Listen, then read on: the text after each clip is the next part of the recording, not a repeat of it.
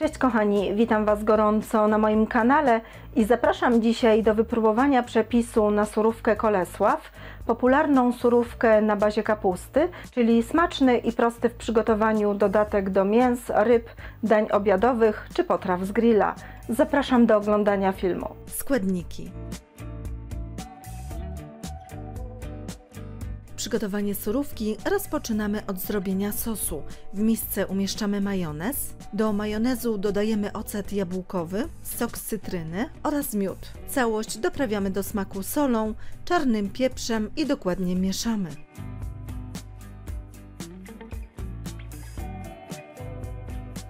Białą kapustę szatkujemy.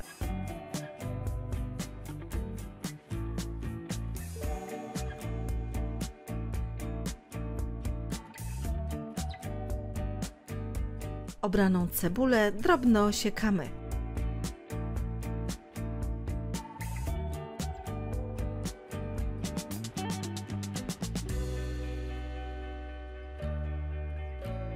Obraną marchew ścieramy na tarce o dużych oczkach.